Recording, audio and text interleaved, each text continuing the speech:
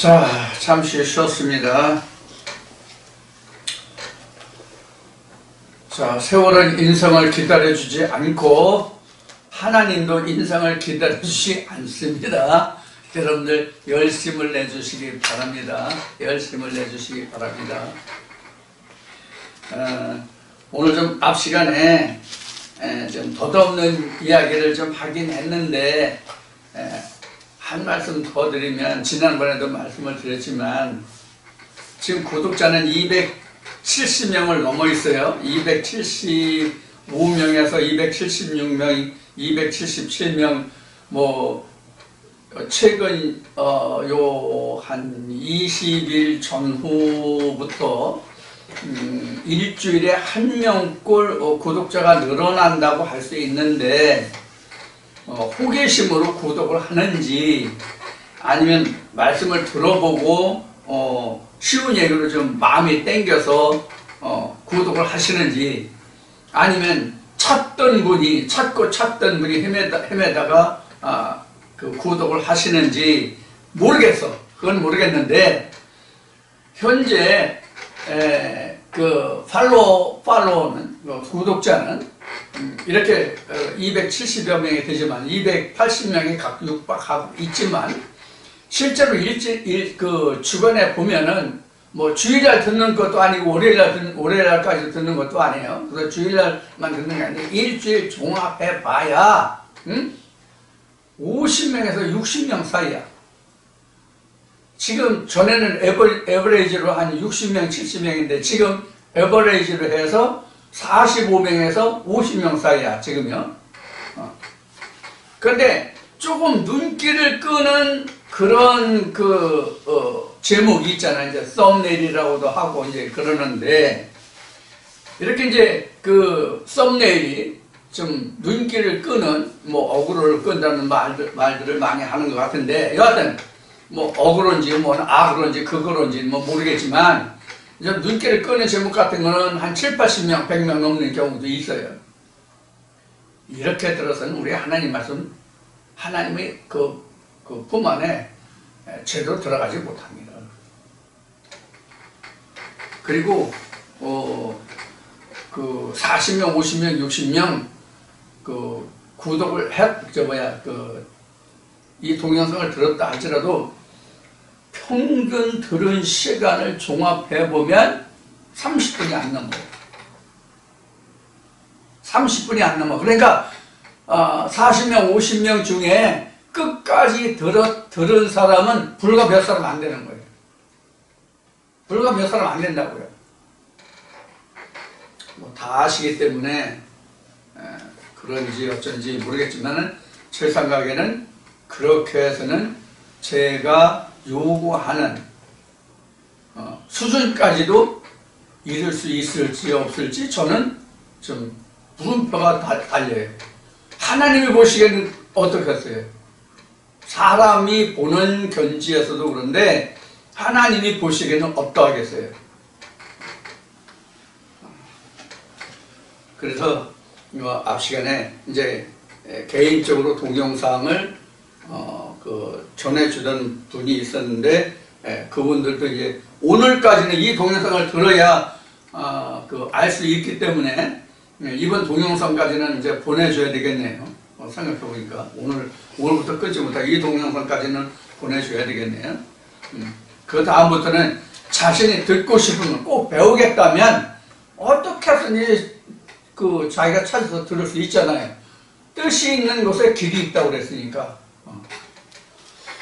자, 그렇습니다. 그래서 인생은 늙어가는데 주위 백성이 하는 것을 보면은 그 성경의 어느 부분에도 그런데, 내가 얼굴을 뭐 가리기로 했던가 뭐 그런 줬다는 말씀이 있는 걸로 기억이 되는데, 바로 그런 거가 되는 거예요.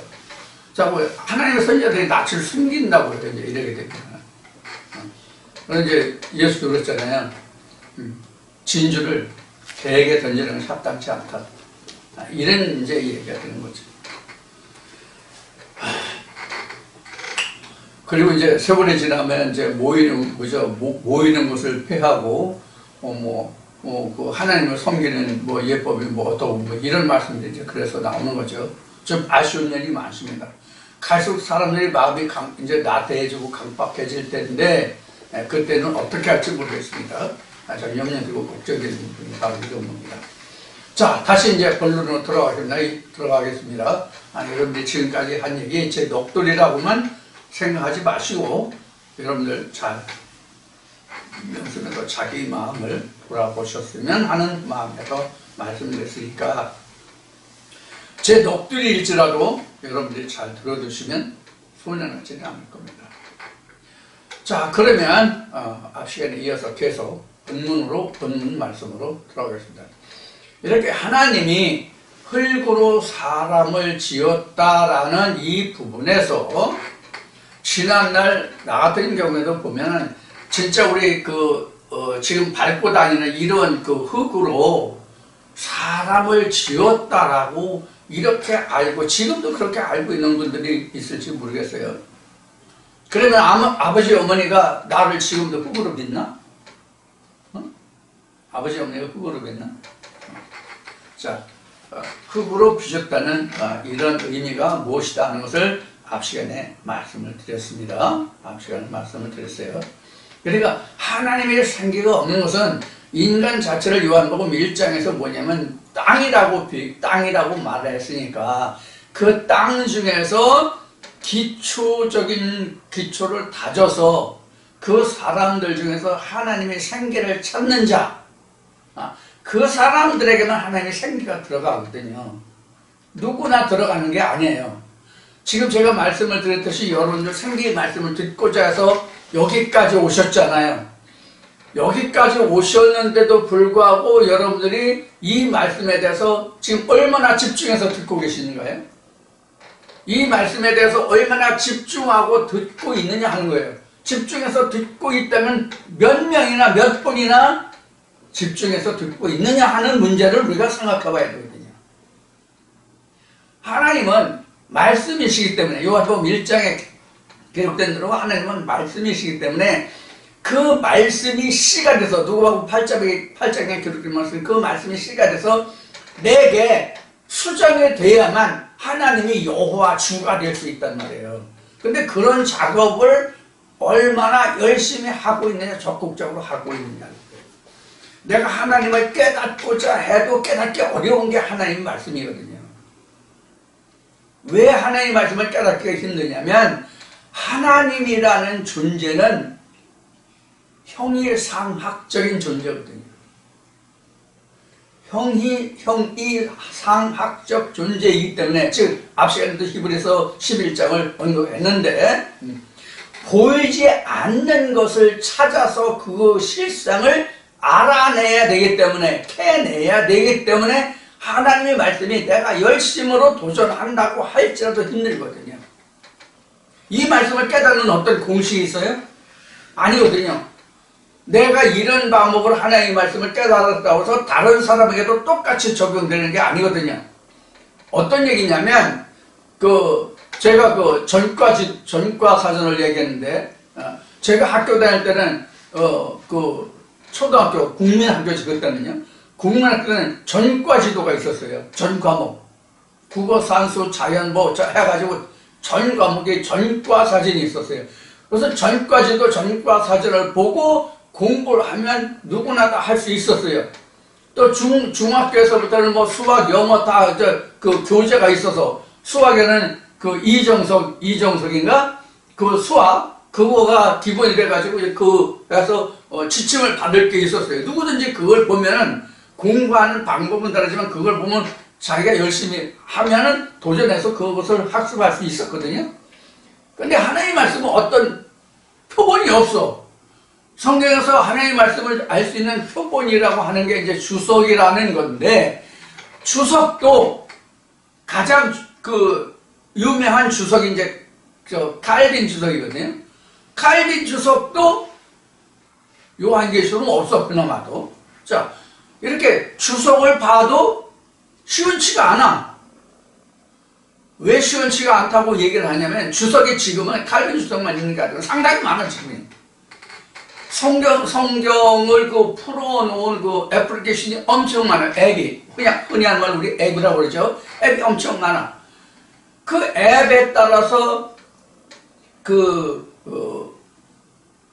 주석 자료가 여러 가지 실려 있는 데도 있고 하나만 실려 있는 데도 있고 뭐 여러 가지 그 버전이 있는데 그럼 거기도 보면 주석이 칼빈 주석 다르고 뭐 다른 사람 주석 달라요. 예를 들어 매트웨니 주석이 있어요. 매트웨니 주석 칼빈은 또 부분적으로 달라요.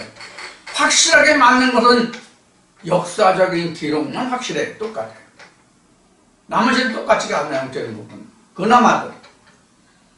그럼 그 영적인 부분도 그러면 그것이 성경적이냐 하면 성경적이지도 않아. 그러면 여러분들 지금 이 시대에 어디 가서 하나님을 찾으시자는 분들이 찾겠냐 하는 거예요. 그런데 왜 부분적으로만 들으시냐는 거예요. 물론 부분적으로 들어서 충분히 이해하시고 섭렵할 수 있고 하면 좋죠. 물론 창세기 같은 경우는 그 앞서 한 것들이 있기 때문에 관심을 가지고 많은 사람이 들어주셔서 그 지식이 있기 때문에 지금은 설렁설렁 들어도 뭐 충분히 학습할 수 있는 그런 단계에 이르러서 그런지는 모르겠지만 지금 여하튼 실패는 그렇다 하는 겁니다. 자, 이와 같이 하나님이 창세기 1장에서 지은 사람들 중에서 택한 사람, 택했다는 것은 하나님이 우리를 택하신 게 아니에요. 사실은 하나님이 우리를 택했다고 성경은 기록하고 있지만 결과적으로 하나님이 우리를 택한 것이 돼요. 이제 그것을 설명드리려고 하는데 하나님이 우리를 택한 것이 아니라 내가 하나님을 택한 거예요. 내가 하나님을 택했다는 얘기가 다른 말씀으로 설명하면 뭐냐면 하늘에 계신 하나님이 땅에 내려와서 사람의 장막에 사람과 함께 간다는 말씀이야. 요한계시록 21장이죠. 그 말씀이에요. 그래서 하나님 말씀이 여러분들이 지금 증거될 때 이 말씀을 들으시잖아요. 하나님의 실체가 하늘이거든. 그럼 그 하늘이 땅에 내려와서 사람과 함께 가는 거예요. 이건 강림이라고 그러잖아. 강림한 그 말씀이 내게 있는 사람, 강림한 사람에게는 하나님이 내가 여호와가 되고 주가 된 거예요. 그런 사람에게 있어서만 하나님의 말씀이 나를 하나님의 형상으로 짓는 거예요. 그래서 결국 하나님의 형상으로 지어지기 때문에, 주셔되기 때문에, 그래서 하나님이 나를 택했다라고 설명하고 있는 거예요. 그래서 실제는 내가 하나님의 말씀을 받아들이는 거란 말이에요.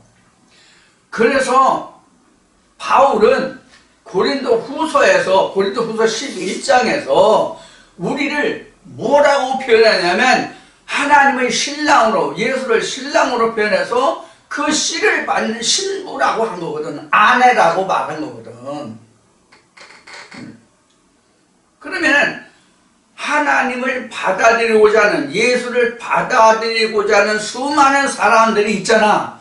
그게 땅이고 그게 그라운드고 그 중에서 하나인 나라 말이야. 지금 무슨 얘기냐면 하나님은 그 수많은 사람들이지만 하나님이 역사하시는 건 각자 하나하나에게 역사하신다고. 이거를 우리가 인간적인 성관계로 표현한다면 하나님의 말씀이 무수히 많잖아요.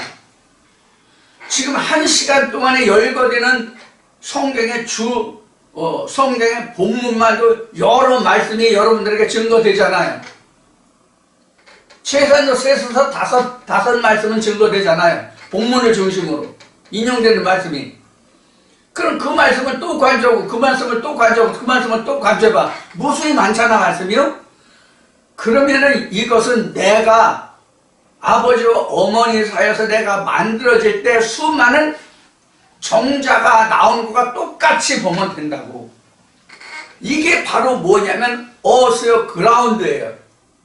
그 중에서 하나가 나가야 되잖아.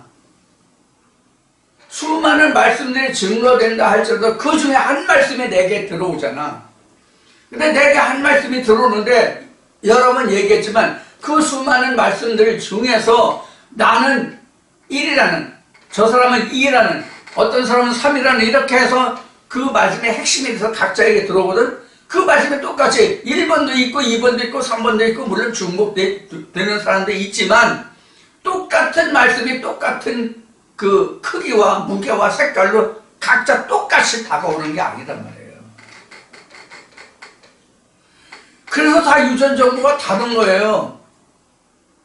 그래서 유전 정보가 다르다고 사실은 같은 DNA를 가지고 있지만 같은 부모에게서 태어났지만 같은 씨로 만들어졌지만 형제들이 나중에 보면은 다 염색체가 다 다르잖아요. 그걸 얘기하는 거예요. 이해하고 들으셔야 돼요. 여러분들 다 성인이니까. 하나님의 말씀이 이러하단 말이에요. 자, 그래서 내가 어떤 부분, 어떤 말씀으로 하나님의 말씀에 씨가 들지만, 그래서 재미없더라도, 잘 들리지 않더라도 끝까지 집중해서 다 들으셔야 된다고. 아는 것일지라도 무엇에 대해서 더 내가 깊이 알 수 있는 말씀이 순간적으로, 정말로 이제, 이게 불교적인 용어라고 얘기하는데, 이게 인도에서 쓰는 말이래요. 찰나. 찰나 전에 얘기한 적인데, 찰나는 아주 예리한 검으로 머리칼 하나가 잘라지는데 필요한 시간이 찰나래요. 섬광같이 아차고 들어오는 말씀이 있거든. 그걸 잘 캐치하시란 말이에요. 그걸 자꾸 들으라고. 그렇게 집중해서 들으시라고. 자, 이래서 그 생기를 불어넣었다는 이 생기가 바로 뭐냐면 하나님의 실체라고. 생기가, 그 하나님의 생기가 내게 들어와서 그것이 주조가 돼서 사람이 돼야만, 폼드 이미 되어진 것이 되어야만 하나님이 여호와로 주로 내게 작동한다고, 역할한다고. 하나님이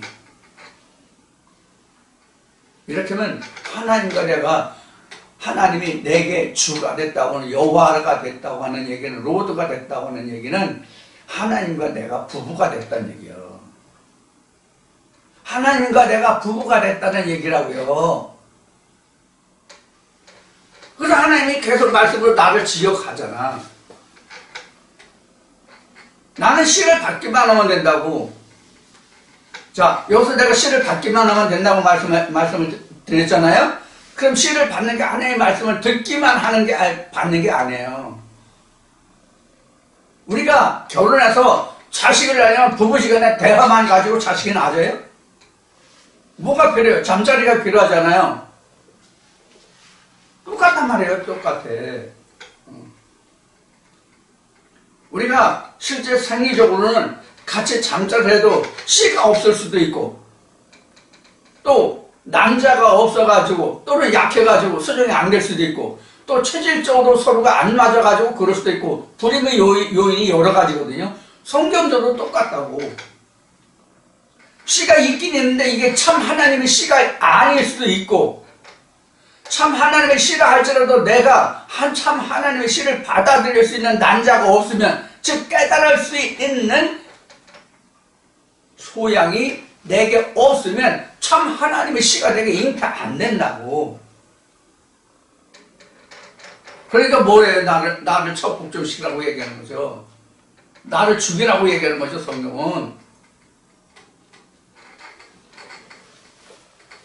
그래서 나를 죽이는 자, 갈고 없는 작업을 하는 것이 창세기 1장이에요. 창세기 1장. 그래서 그 여섯째 날까지 창조가 되야만 일곱째 날에 내가 취사선택해서 어떤 결과물을 받아들일 거냐에 따라서 창세기 2장 7절에서 하나님 생기가 들어오느냐 아니냐가 결정되는 거예요. 그래서 하나님이 원하시는 결과물을 내가 택했을 때는 창세기 2장 7절에서 생기가 들어온 것이 되고, 내가 그 수많은 사람들 중에서 하나님의 생기로, 하나님의 형상으로 폼되는, 지어지는, 주조되는 그런 역사가 이루어지는 거예요. 자, 이렇게 해서 사람을 만들었다고 돼 있는데 그 말씀의 전체를 보면 뭐로 이렇게 했냐면 생기를 넣었다고 그래요. 생기를 넣었다고 그래요. 생기. 그럼 이 생기라는 게 뭐냐? 생기라는 게 지금 여기 그 생기라고 하는 말을 그 네샤마라고 얘기했는데 네샤마라는 원어의 설명을 보면 훅 불어넣다예요. 훅 불어넣다.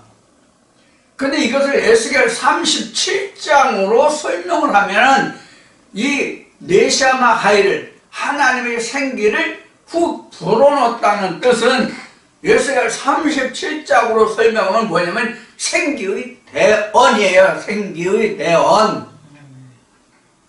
그럼 생기의 대언이 그럼 오늘날 우리로 말하는 교회에서 쓰는 용어로 얘기하면 뭐냐면 설교하다예요. 설교하다. 이게 지금 생기를 불어넣었다 이 말이라고. 응?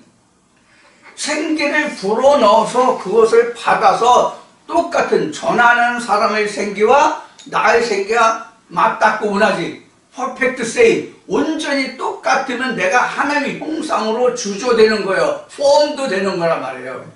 그 수많은 사람들이 있지만 그래서 예수가 광야에서 같은 떡으로 5,000명에게 먹였을지라도 남은 것이 몇 개요?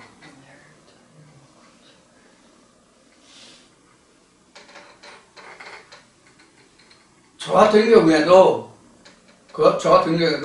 지금까지 오랜 세월 동안 이 말씀을 똑같은 말씀을 대하는데 물론 말씀이 좀 더 이제 깊어지긴 했지만 똑같은 말씀을 대하는데 그 사람들이 지금까지 며칠이나 남아있냐고. 며칠이나 남아있냐고.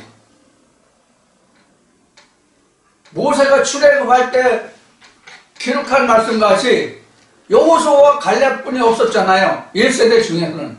지금 똑같다고 지금. 그럼 지금 이제 2세대를 지금 낳는 시간이거든요. 지금은. 저 같은 경우는 이제 2세대를 낳는 기간인데 2세대들도 몇 명이나 될지 몰라요. 그럼 2세대가 가나안에 들어가려면 반드시 전제되는 조건이 있어요. 뭐예요? 할례잖아, 할례. 2세대는 광야에서 나음을 받았기 때문에 할례를 못 받았잖아요. 출애굽 과정에서 보면 할례를 못 받았기 때문에 2세대가 할례를 받아야 되죠. 그죠? 2세대 어디서 할례 받았어요? 나는 몰라. 난 성경으로 하는 모르니까 모르는데 여러분들 성경을 다 해박하시니까 성경 아실 거예요. 그럼 성경에서 한번 보세요. 2세대가 어디서 할례 받았는지.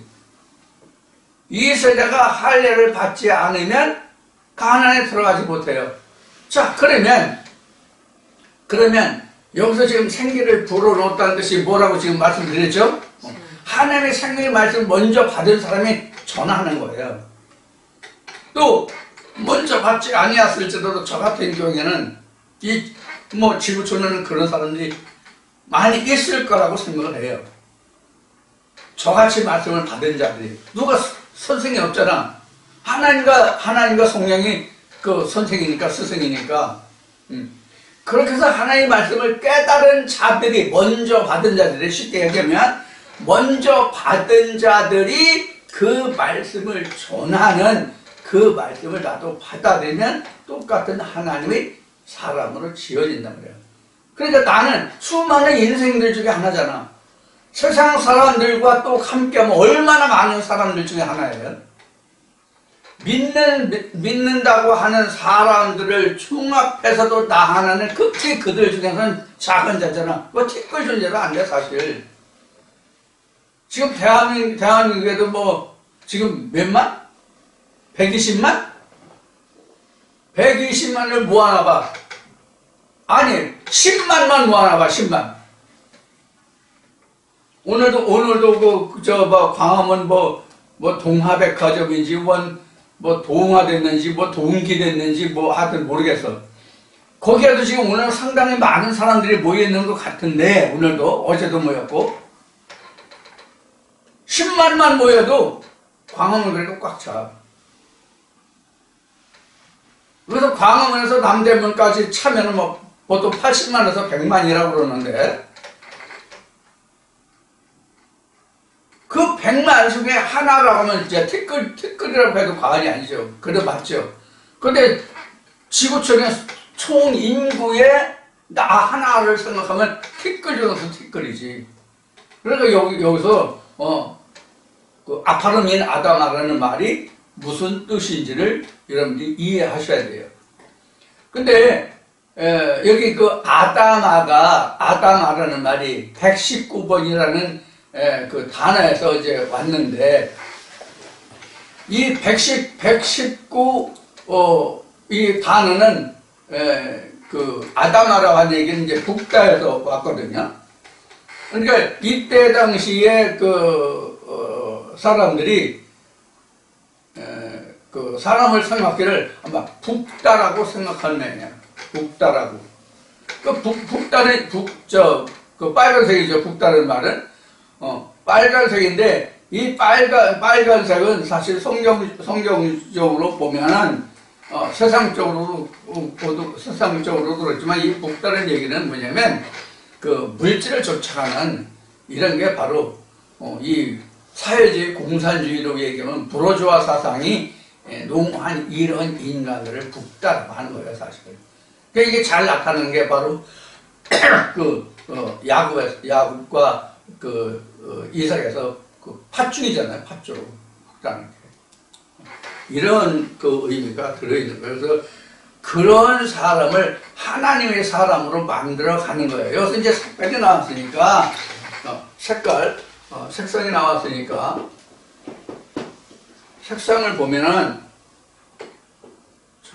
오래전에 한번 한 적이 있는데,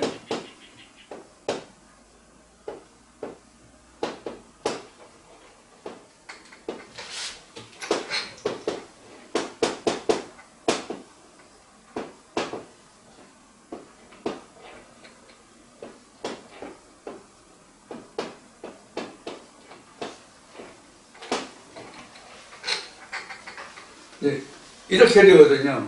전부 색깔이 13개죠. 그래서 우리가 하나님을 전혀 모르는 상태를 이거 흙이라고 한 거예요. 그래서 우리가 처음 여기서 어디로 가요? 백색으로 가는 거죠. 그래서 흰말이라는 얘기가 나오는 거예요. 우리는 이런 색깔의 개념으로 보면은 하나님의 말씀에 의해서 우리가 탈색해 가는 거예요. 여기 죽었다잖아, 여기는 죽었다. 자, 죽었다 의미가 뭐죠? 죽었다, 뭐가 죽었다죠? 하나님을 알지 못함이잖아요. 이 얘기를 왜 했냐면, 지금 창세기 1장 2절 이거잖아요. 호세크라는 단어가 하나님을 알지 못하면 흑암이잖아요. 이거 흑색부터 시작해서 하나님을 알아가는 거라고. 그래서 하나님의 생기가 들어갔다는 얘기는 지금 흑색에서 출발해서 백색으로 지금 가는 과정이거든요. 지금 첫 단계거든요. 하나님의 생기가 들어온 거는.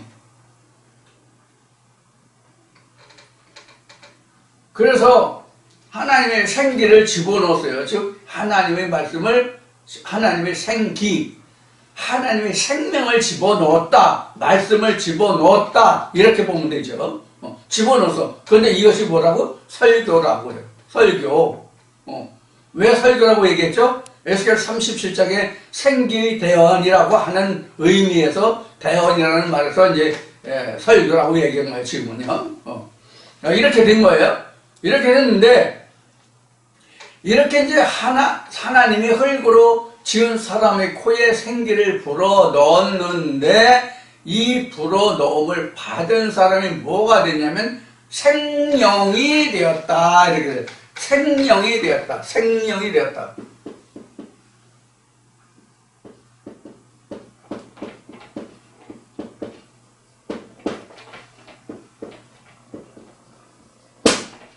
생명이 되었다. 이렇게 되어 있는데, 그럼 이 생명이 되었다는 이 뜻이 뭘 얘기냐면, 이런 거예요. 이게 히브리 말로 하면 이게 히브리 말로 하면 이게 생명이 됐다가 네페시 하인데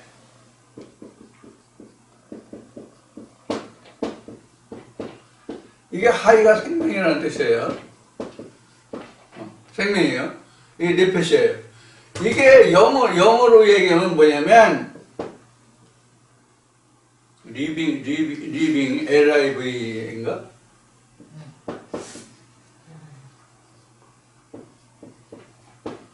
리빙 소울이에요. 리빙 소울이라고. 그러면 이 리빙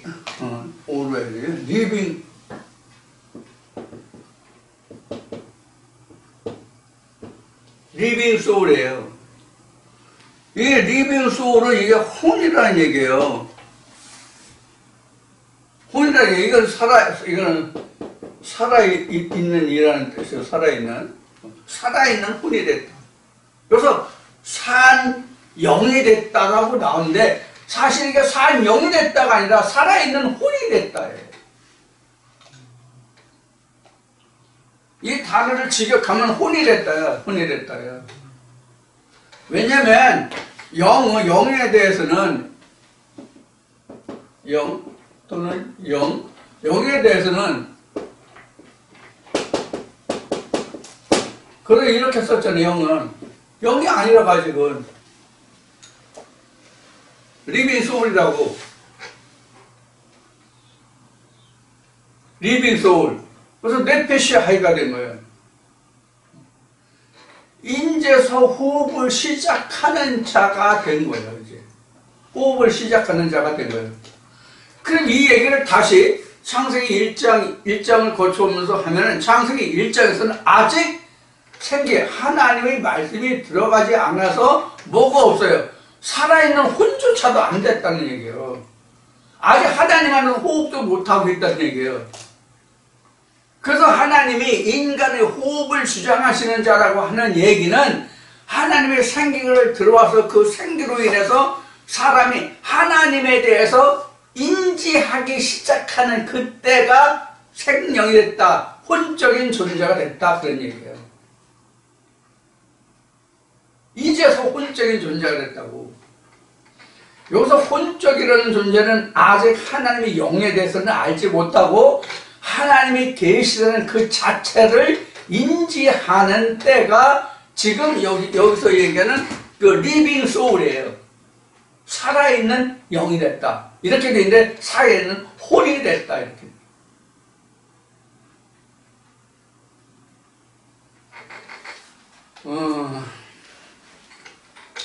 그래서 이제 그 로마서에서는 로마서 8장에서는 그리스도의 영이 없으면 하나님의 사람이 아니다. 그리스도의 사람이 아니다라고 하죠. 그리스도의 사람이라는 것은 하나님의 영이 있어야 되거든요. 자, 그러면 왜 하나님의 생기가 들어갔는데 지금 여기서는 하나님의 혼적인 존재가 됐다고 얘기하느냐 하는 거예요.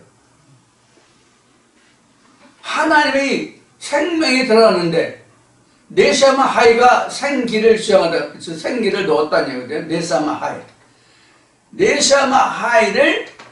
네샤마 하이를 생기를 불어넣었는데 우리는 네페시 하이가 됐어.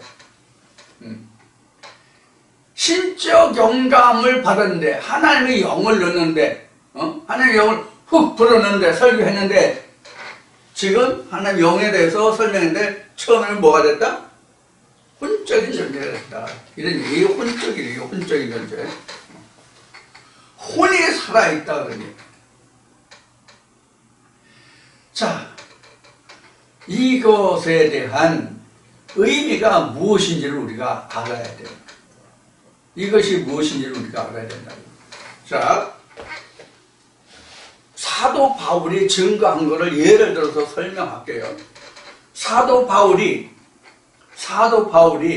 말할 때에 어떤 말을 하면 나보다 하나님을 더 잘하는 자가 없다라는 표현을 해요. 나보다 하나님을 더 잘하는 자가 없다는 표현을 해요. 그런 말을 해요.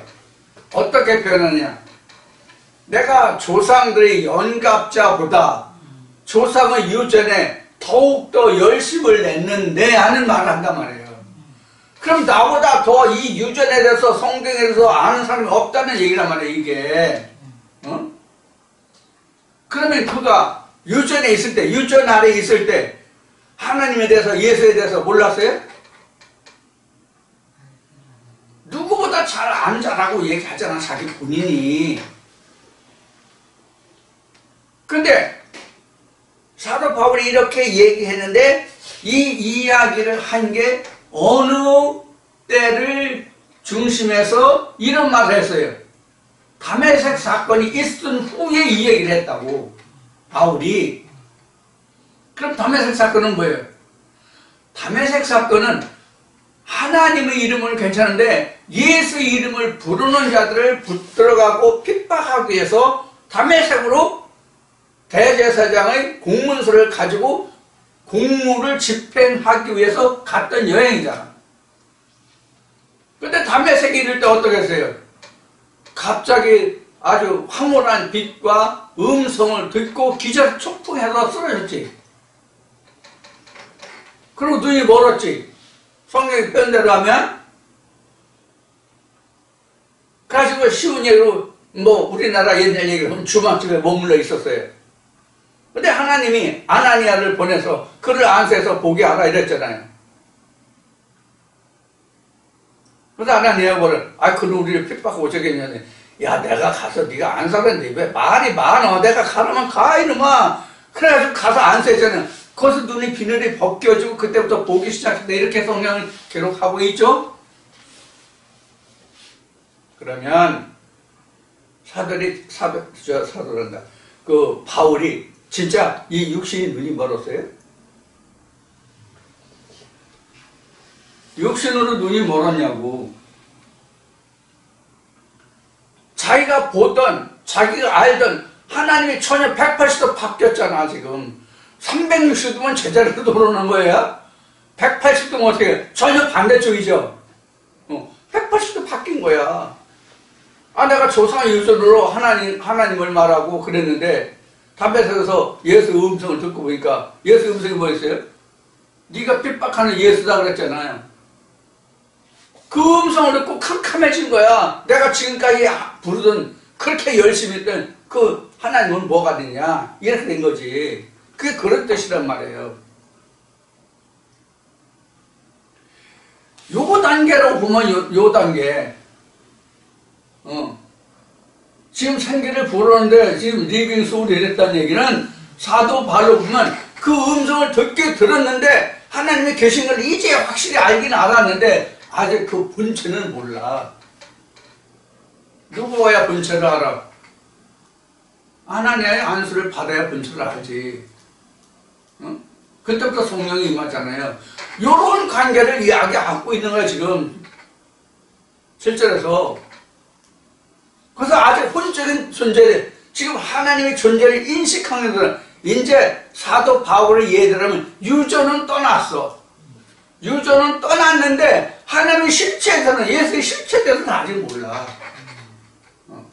이런 단계가 지금 네페시 하이가 됐다 하는 얘기예요.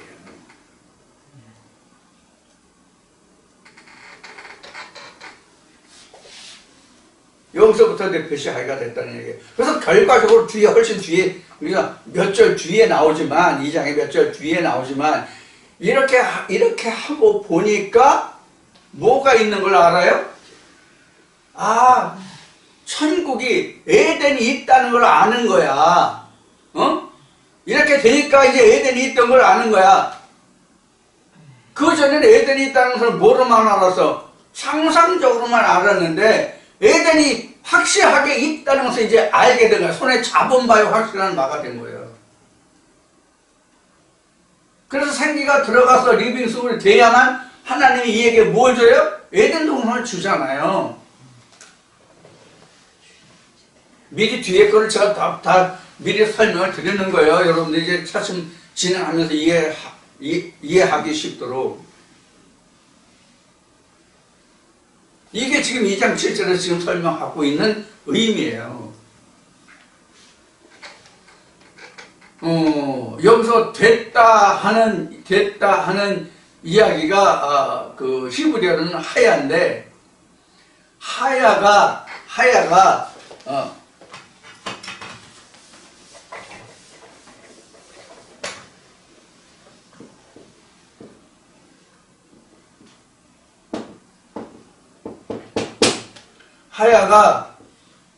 무엇으로 이거 국민학 거 다시 들어가야 될까봐 이거 한글도 제대로 못 씁니다. 이게 무엇으로 되다해 이게. 영어로 얘기하면 이게 become이에요, become.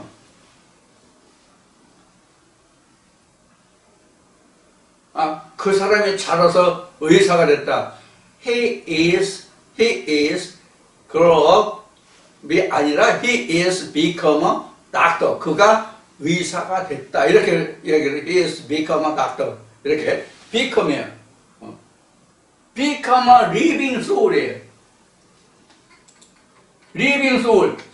그 하나님이 혼이 담긴 사람이었다. 여기서는 생명이 되었다라고 하면 하나님의 혼의 존재가 되었다. 이렇게 해야 맞죠. 그래서 이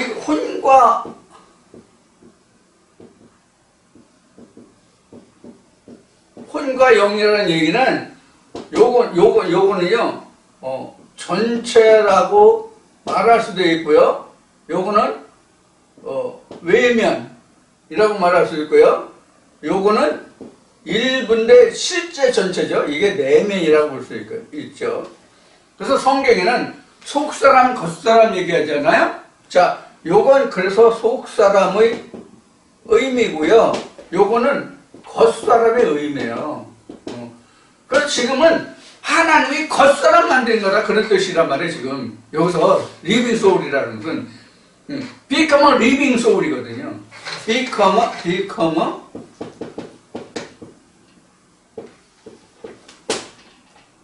a living soul. become a living soul. 이런 뜻이란 말이에요. 그러니까 겉사람을 만든 거예요, 지금. 그래서 창세기 2장은 겉사람이고 창세기 3장은 속사람이에요. 쉬운 뜻으로 얘기하면. 그래서 겉사람만 가지고도 하나님 온전한 형상이 아니고 속사람만 가지고도 온전한 형상이 아니고 겉사람과 속사람이 합쳐져야만 하나님이 진짜 하나님의 말씀을 입은 자가 되거든요. 자, 이제 요러한 형태로 지어진 것이 지금 창세기 2장 7절에서 말하고 하는 하나님의 생기를 불어넣는데, 하나님의 영을 하나님의 생명이라고 합시다.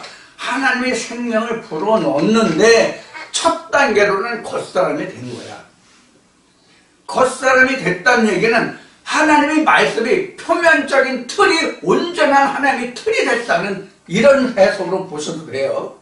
이제 거기다 알맹이만 쳐만들면 돼, 이제. 그 전에는 그 표면적인 것도 안 이루어지죠, 완전히. 왜냐하면 세상의 것으로 사람의 예대로 설명했기 때문에. 이건 하나님의 예대로 설명했다는 뜻이거든요, 이게. 하나님의 생기를 불어넣었다는 뜻은. 하나님의 형상대로 하나님 생기를 불어넣었다는 거예요. 저 창세기 1장은 우리 형상대로 사람을 짓자 하시고 사람을 지었다라고 되어 있잖아요. 그래서 하나님의 말씀의 실체를 불어넣은 거란 말이에요. 그러면 사람을 예대로 했다면 지금은 하나님의 형상을 불어넣었단 말이에요. 그랬더니 하나님이 표면적인 하나님의 존재가 됐다는 뜻이 바로 living soul이에요. become a living soul이에요.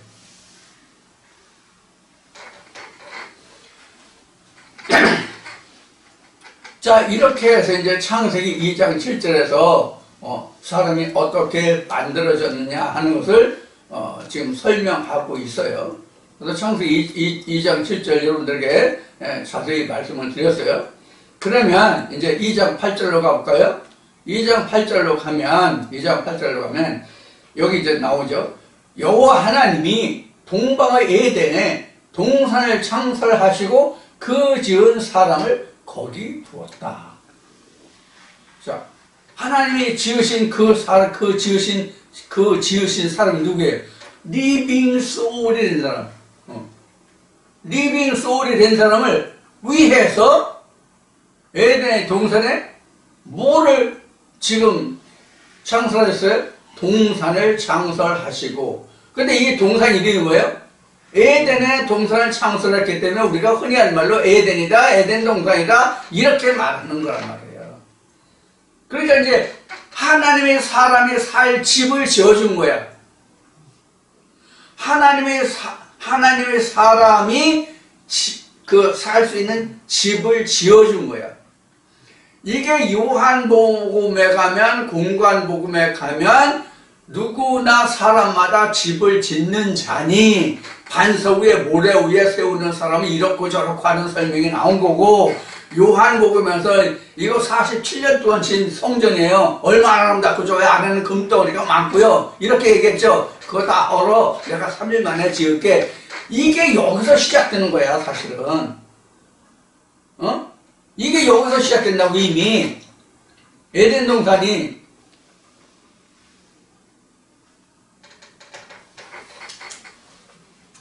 그래서 구약에서는 하나님의 집을 바이트라고 얘기하고, 그 신약에서는 오이코스라고 얘기하고 하나님 집을 얘기하는데, 집이 바로 뭐냐면 하나님의 영이, 말씀이 할 곳이 하나님의 전 성전이에요.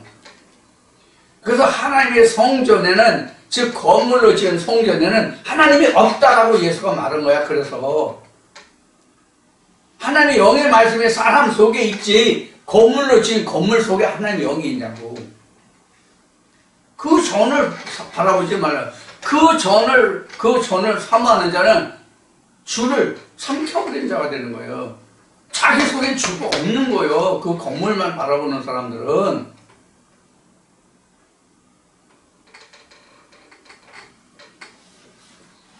찬송가 왜 불러? 찬송가 왜 불러? 내 마음 성전 삼고 주께서 계시네. 그 찬송 왜 부르냐고. 근데 왜 건물들을 그렇게 크게 지으려고 난리 법석을 떠냐고.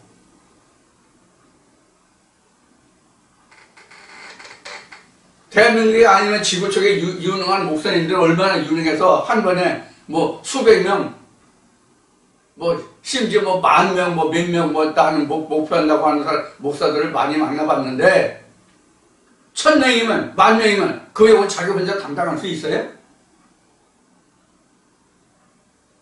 언젠가 한번 지나가는 말같이 언급한 적이 있지만, 이 영적 목회는요, 그 많은 영혼들이 있으면, 그 영혼들이 영육간에 겪고 있는 아픔과 고통을 목자가 담당해줘야 된다고.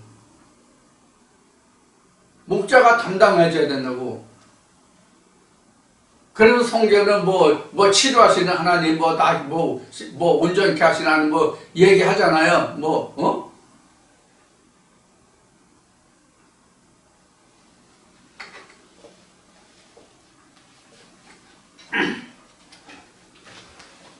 자, 이와 같이 해서 창세기 2장 7절에 보면 여호와께서 동방의 에덴에 동산을 창설하시고 그 지으신 사람을 거기 두시라. 그러니까 리빙 소울만 에덴 동산이 있는 거예요.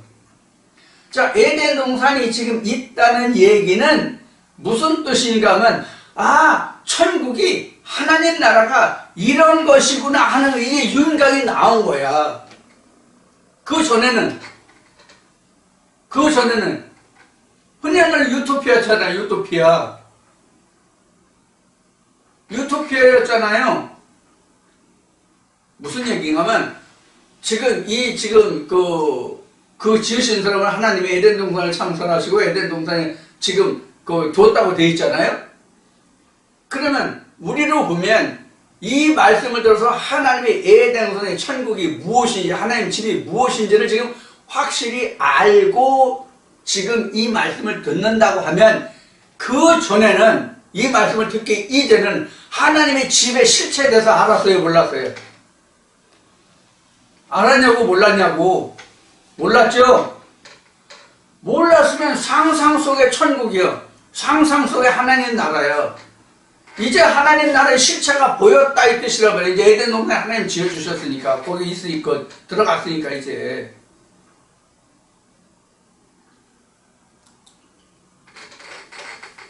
그러니까 하나님이 살아계시는 생명의 말씀을 직접 듣지 않고 그 말씀을 들었다 할지라도 그 말씀이 내게 와서 체화되지 않으면, 체휴되지 않으면 에덴 동산은 내게 없는 거예요. 상상 속에서만 있는 거예요. 이것이 체열되고 체화되면 어떻게 되는 거예요? 내게 있는 거예요, 그 증거가. 그래서 사도 바울이 뭐라고 그랬어요? 나를 괴롭게 하지 말라. 내게 뭐가 있다? 내가 뭐가 있다고 그랬잖아, 사도 바울이. 이게 지금 창세기 2장 7절에서 말하는 사도 바울 같은 증거와 같은 그거예요. 하나님이 이제 내게 에덴 동산에 지어주는구나 하는 걸 내가, 이제 내가 여기 있네? 자, 여기서 좀 살펴볼 게 있어요. 하나님이 지금 에덴 동산을 어디에 두셨어요? 동방이라고, 동방. 이 동방이라는 게 뭐냐면, 이게 이제, 민수기나, 출애굽 이후에, 그 모세가 하나님으로부터 뭘 받아요? 십계명을 받죠. 이 십계명을 받았다는 게 여기서 보면은 뭐가 같은가 하면 생기 대언이에요. 그래서 생기판을 받아. 그 생기판을 받아. 하나님의 말씀을 받아. 지금은 이제 돌비가 우리 마음의 신비라고 되어 있잖아요. 호심격이라고 되어 있잖아요. 이 받아. 그럼 그게 이제 에덴이 되는 거야. 그게 에덴이 되는 거야. 그때부터 나는 하나님의 성전, 하나님의 집으로 지어져 가는 거란 말이에요. 그런데 하나님이 이 돌판이 생기면서 하나님이 뭐가 생겨요?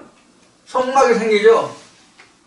성막이 이런 그 세트막 그림으로 그동안 수없이 많이 그렸는데, 또는 네트막으로 그랬는데, 하나님의 성전이 지금 어디 됐어요? 이게 지금 에덴이잖아요. 에덴은 지금 뭐냐면 하나님의 집이란 말이에요. 에덴이 하나님의 집이라고. 실제는 에덴이라는 것이 하나님의 집이 에덴이란 말이에요. 이것을 이스라엘 백성들에게 가나안 땅을 보여주신 것이지만, 실제로는 이것이 뭐냐면 하나님의 성전이란 말이에요. 자, 그러면 동편이라고 한 거예요. 여기 지금 분명히 지금 동방의 에덴이죠. 동방.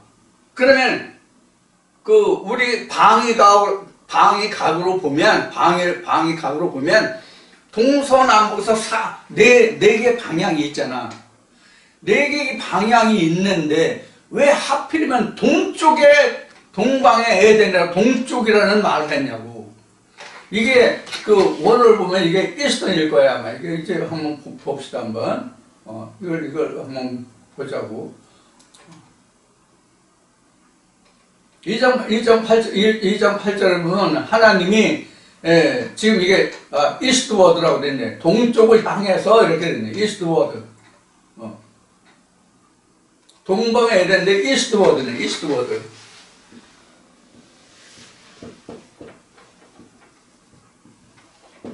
이스트워드. 이스트워드네. 이게 워드가 이게 동쪽을 향한 이런 뜻이거든요.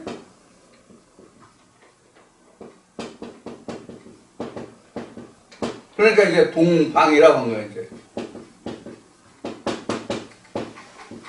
동방. 방향이 동쪽을 향한. 이 동쪽이 바로 뭐냐면 앞에야. 동쪽이 앞이라고. 이게 이제 민수기 가면 나와요, 민수기 가면. 민수기 가면 나온다고, 이제 이스라엘. 그래서, 이 이게 성전이잖아요? 이게 성전 출입문이 동쪽이에요.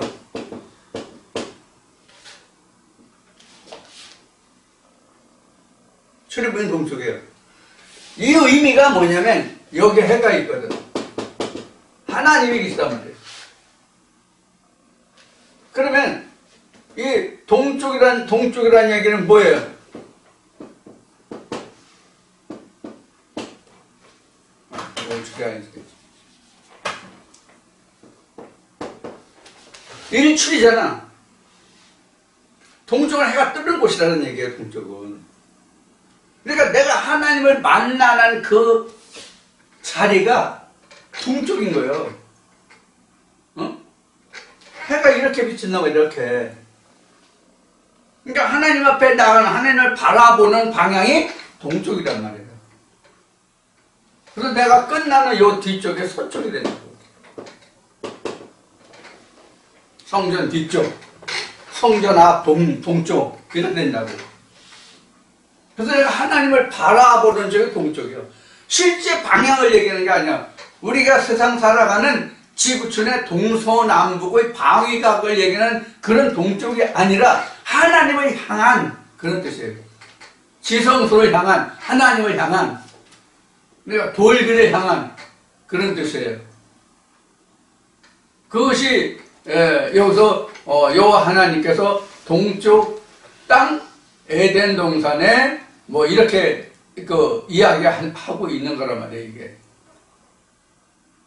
그래서 동산이라고 하는 것은 왜 여기서 동산이라고 동산을 창설했다 하냐면 그 2장 4절, 5절 이렇게 이제 보면 2장 1, 2, 3절 또 2장 4절, 5절 이렇게 쭉 이제 앞에 공부했잖아요.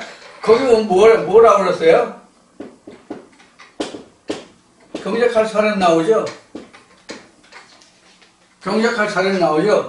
그래서 에덴 동산이라고 하는 거예요. 하나님이 지어주신 땅, 동산을 경작할 자를 지금 만들어 갖고 있고 아직까지는 없다는 얘기거든요. 그래서 여기서 하나님이 동모 에덴에 동산을 창설하시고 그 지으신 사람을 거기 두었는데 거기 둔 목적이 뭐냐면 에덴 동산에 뭐예요? 에덴 동산에 뭐예요? 경작이라고, 경작. 경작이 뭐가 경작이라고 그랬죠? 갈고 심고 가꾸는 거까지가 경작이에요. 갈고 심고 가꾸었으면 거두기까지 해야지, 추수까지 해야죠. 그래서 이사야 28장 얘기했죠.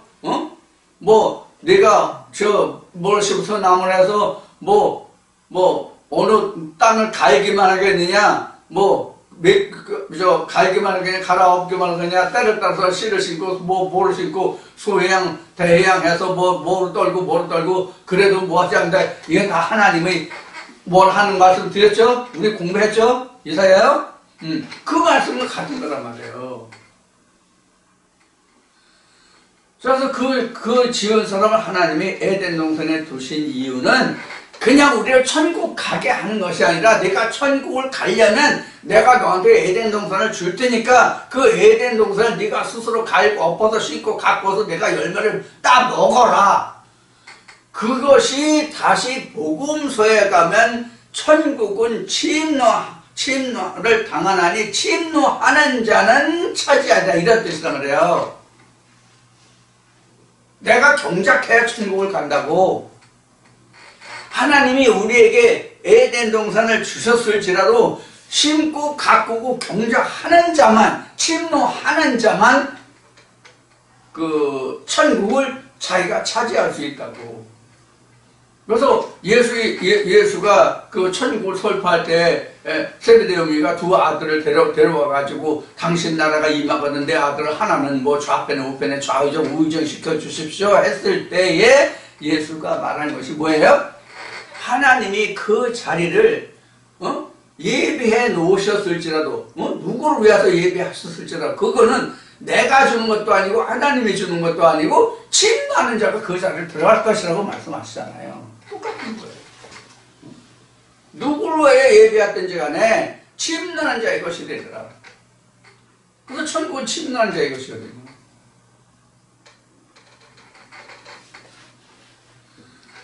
자, 이렇게 해서 창세기 이제 2장 8절까지 지금 이제 설명을 이제 드렸는데, 이제 2장 9절부터는 이제 여기서 갖고서 나오는 이제 것들에 대한 그 토산물이죠. 토산물에 대한 이제 설명이 나와요. 토산물에 대한 설명이 나와요. 토산물이 그냥 나오는 게 아니에요. 이제 토산물이 이제 9절부터 이제 토산물이 나오는데, 토산물이 그냥 나오는 게 아니라 경작해야만 나오는 거예요. 그럼 경작하는 게 뭐냐? 내가 하나님의 말씀을 경영하는 거예요. 그래서 경작한다는 얘기는 결국 그래서 뭐라고 말씀을 드리냐면 아바드라고 얘기한 거예요. 아바드다. 경작하는 거다. 경영하는 거다. 이렇게 설명을 드리는 거예요. 자, 이와 같이 이제 2장 이제 7절, 8절, 두 줄의 말씀을 지금까지 나눴는데요. 2장 7절, 8절을 여러분들 좀 깊이 생각하셔야 됩니다. 깊이 생각하셔야 됩니다. 그래서 왜 하나의 생기가 들어갔는데 우리가 리빙 스피릿이 되지 않고 리빙 소울이 됐는지 여러분 이제 생각하셔야 되고, 또 하나님이 왜 사람을 흙으로 지었는데 이 흙으로 지었다는 뜻이 뭔지, 생기가 뭔지 이렇게 이제 말씀을 드렸으니까, 또 여호와 하나님의 뜻이 무엇인지 다시 이제 리바이벌에서 복습을 했죠. 이 말씀도 여러분들이 좀 다시 좀 심어 두시기를 바라고요. 그다음에 2장 8절에 와서 이제 동방의 에덴은 동방이 무엇이다? 에덴이 무엇이다? 그리고 왜 생영이 된 사람을 그 동산을 만들고 그 동산에 두셨는지, 그 이유와 목적이 무엇인지, 또 거기에 들어간 사람은 무엇을 해야 되는지, 이것을 말씀을 드렸는데, 이것이 이제 9절부터 이제 설명이 나와요, 자세하게. 그래서 지금까지 설명드린 부분을 여러분이 충분히 이해하시고 이것을 잘 정리해 놓으셔야만 2장 9절로부터 나오는 말씀을 여러분 충분히 흡수할 수 있을 거예요. 그래서 여러분들 이해하셨다고 생각하셔도 다시 한번 복습을 하셔서 이 말씀을 잘 정리를 해 두시기를 바랍니다. 그러면 뒤에 말씀 들으시기에 상당히 편할 테니까 그렇게 해서 해 주시길 바라고, 오늘은 여기서 말씀을 마치기로 하겠습니다. 오늘 여러분들에게 공지 또 광고로 말씀드린 사항을 다시 말씀드리면, 이번 주부터는 수요일 말씀이 없다는 거, 동영상 없다는 거, 그 다음에 지금까지 개인적으로 말씀을 전해드리던 분들이 있었는데, 그분들도 이제 오늘을 기점으로 해서 말씀이 이제 전해지지 않으니까 더 듣고 싶으면 여러분들이 찾아서 들으시라. 여기 가시면 찾는 곳에, 길이 있는 곳에 여러분들 마음에 생각하시면 뜻이 있는 곳에 길이 있으니까 여러분들이 말씀을 들으실 수 있다. 제가 전해주지 않아도 그렇게 해서 저를 도와주시는 셈치고, 또 여러분들도 좀 노력을 하셔서 말씀을 좀 들으실 수 있는 그런 것이 됐으면 좋겠습니다. 자, 오늘 여기서 마치고 다음 주일에 다시 뵙겠습니다. 감사합니다.